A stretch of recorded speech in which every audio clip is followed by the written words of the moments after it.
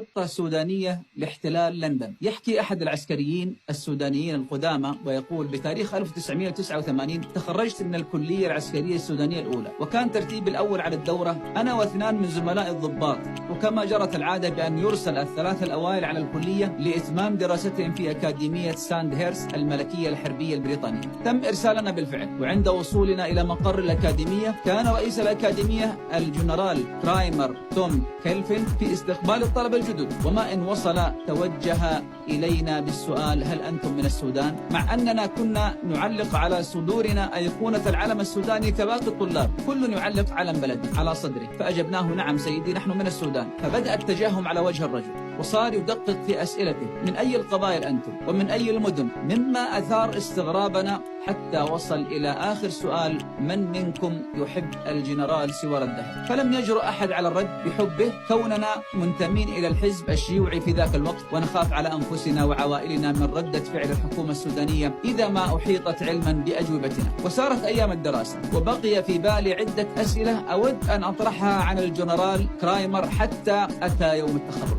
وكان لنا لقاء مع الجنرال كوننا حصلنا على المراتب الأولى الثلاثة في الأكاديمية، فقد حصل فاروق ود الدروشاب رحمه الله على عصا الأكاديمية الذهبية، وأنا حصلت على سيف الأكاديمية. أما أبكر العربي فحصل على صولجان الأكاديمية، ولم تمنح أكاديمية ساندهيرست الصولجان منذ تأسيسها إلى يومنا هذا إلا 4 مرات، وكانت لكل من تشرشل، مونتيغومري، إيزنهاور، رومل، والآخرين منحت لهم شرفية مع أنهم كانوا أعداء لبريطانيا العظمى، وخصوصا رومل الذي حارب البريطانيين لفترة طويلة. والمرة الخامسة كانت للضابط السوداني أبكر العربي، مما حدا بهم لتقديم عرض لنا نحن الثلاثة بالبقاء في إنجلترا كضباط في الجيش البريطاني، وبالطبع رفضنا نحن الثلاثة. وأثناء لقائنا برئيس الأكاديمية توجهت له بالسؤال عن سبب سؤاله لنا عن الزعيم سوار الدهب، فكان الجواب كالآتي: نحن كقادة في أكاديمية ساندهيرست حين يأتي الطلاب الجدد ننظر هل بينهم سوداني، فإذا كان نعلم أن المرتبة الأولى في الدورة ستذهب للسودان، وها أنتم أتيتم 3 وحصلتم على مراتب لم يحصل عليها أحد قبلكم. في إحدى السنوات